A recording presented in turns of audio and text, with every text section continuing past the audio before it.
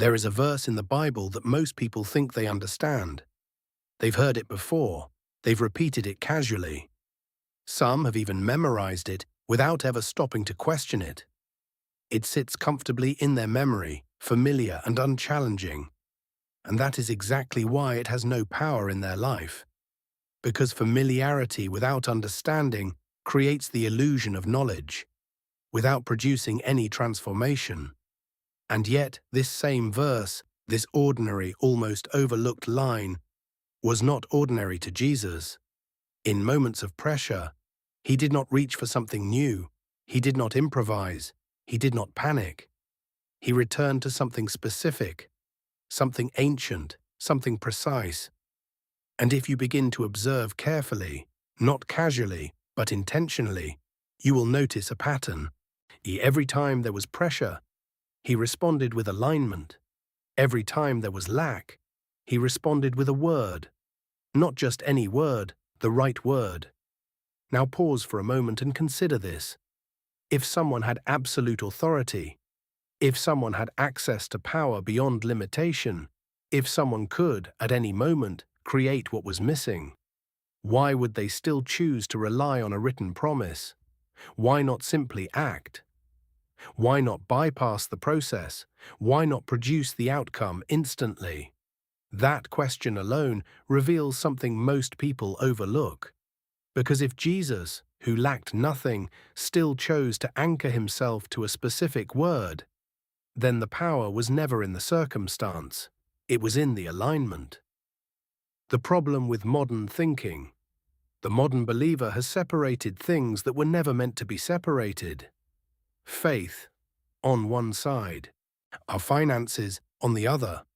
Prayer for spiritual matters, strategy for practical matters, and because of that separation, they live divided. They trust God for peace, but not for provision. They believe in promises, but only when circumstances allow it. And when pressure comes, they default to logic. Let's go to a moment where everything becomes clear. The wilderness. 40 days without food, not symbolic hunger, real hunger. The kind that weakens your body, slows your thinking, pushes you toward urgency. And in that moment, the question is not theoretical, it is immediate. How do you respond when there is not enough? Because that is where most people break.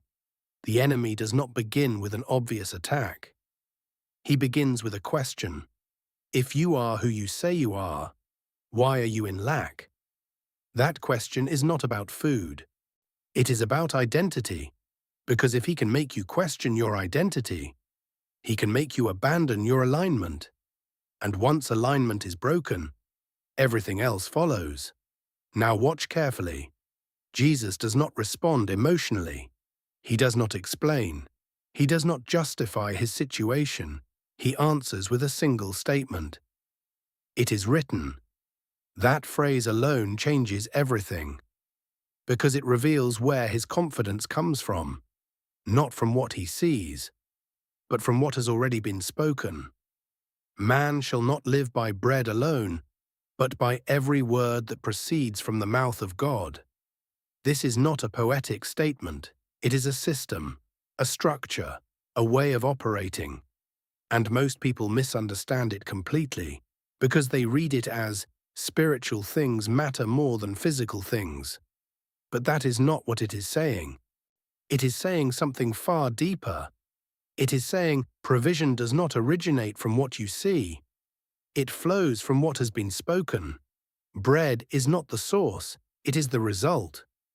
Go back to the original context in Deuteronomy. The wilderness was not a mistake. It was not punishment. It was intentional. Because in the wilderness, there was no system to rely on. No agriculture, no economy, no predictable supply. Which meant one thing: if provision appeared, it could not be explained naturally. The lesson most people miss. God allowed the lack so that he could demonstrate something greater than abundance, because abundance can be misinterpreted. People assume it comes from their effort, their strategy, their intelligence. But in the wilderness, There is no confusion. If provision comes, it comes from Him. And now bring this into your life, because your wilderness may not look like a desert. It may look like a slow business, a tight budget, an uncertain future, a situation where the numbers don't make sense. And in that moment, you face the same choice. Do you respond based on what you see, or based on what has been spoken? Second example, feeding 5,000. Let's move to another moment. A crowd, 5,000 people, limited resources, 5 loaves, 2 fish. From a practical standpoint, it is not enough. And the disciples respond exactly as most people would. They calculate, they measure, they conclude, this cannot work. Jesus' response, different approach. But Jesus does something different. Before anything changes externally, He shifts the internal environment. He gives thanks. He blesses what is in His hands. And that act is not symbolic. It is alignment. Because instead of reacting to insufficiency, He acknowledges sufficiency from a different source, the multiplication principle. And then something happens. The same resources begin to produce a different result, not because they changed physically first, but because they were aligned spiritually. Modern disconnect. Today, people approach lack differently. They react, they panic, they calculate endlessly, and none of those are wrong in themselves, but they become limiting when they replace alignment. Third example, Peter. Now consider Peter, a professional, experienced. He has done everything right, worked all night, applied his skill, and produced nothing. This is important, because failure is not always a result of ignorance. Sometimes it is a result of misalignment. The turning point. Then Jesus speaks, "Let down your nets." Logically, it makes no sense. Experience contradicts it. Data contradicts it. But Peter responds with something crucial. At your word, key insight. That phrase is everything, because it reveals a shift in authority. From experience to instruction. The result. The nets fill, not slightly, overwhelmingly. And in that moment, Peter realizes something. This is not about fishing. This is about alignment. The pattern across all three. Now connect all 3 moments: the wilderness, the feeding, the fishing. Different situations, same principle. The word comes first. The result follows. Why this fails for most people. Most people reverse the order. They wait for results before they believe, and they wait for evidence before they act. And because of that, they never experience the pattern fully. So how do you apply this? Not emotionally, not randomly, intentionally. You find specific promises, not general ideas, not vague encouragement, specific words. Examples: my God shall supply all your needs. Seek first the kingdom. Give, and it will be given to you. These are not motivational statements. They are operational instructions. Implementation. You speak them, not casually, consistently, before the pressure, before the reaction, before the doubt settles in. Critical step. And then, you act, even when it feels uncomfortable, even when it contradicts your logic. Because alignment is not passive, it is expressed through action. But understand this clearly. This is not manipulation. You are not trying to force an outcome. You are aligning with a system that already exists.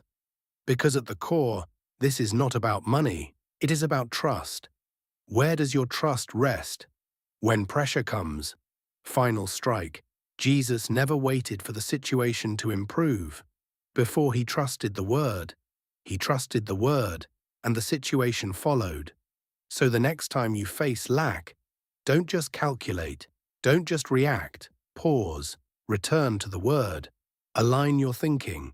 Align your speech. Align your action. And then watch carefully. Because when alignment is correct, provision follows. Not always instantly, not always predictably, but consistently. If you understand this, write this. I choose the word first, because that choice is where everything begins. And now you understand something most people never fully grasp: the difference between those who remain trapped in cycles of lack and those who consistently experience provision is not effort alone. It is what they anchor themselves to when pressure comes. Because pressure reveals your foundation. When the numbers don't add up, when the account runs low, when the situation feels uncertain, something in you will speak. And whatever speaks first is what you truly trust. If it is fear, you will contract. If it is logic alone, you will limit yourself. But if it is the word, you will act from a place that is not controlled by what you see. This is what Jesus demonstrated again and again. He did not wait for circumstances to change before he trusted the word. He trusted the word first, and then circumstances followed. So from this moment forward, be intentional. Choose the word before the worry. Choose alignment before reaction. Choose trust before calculation.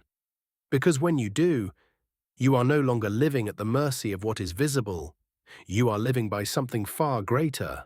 And that changes everything.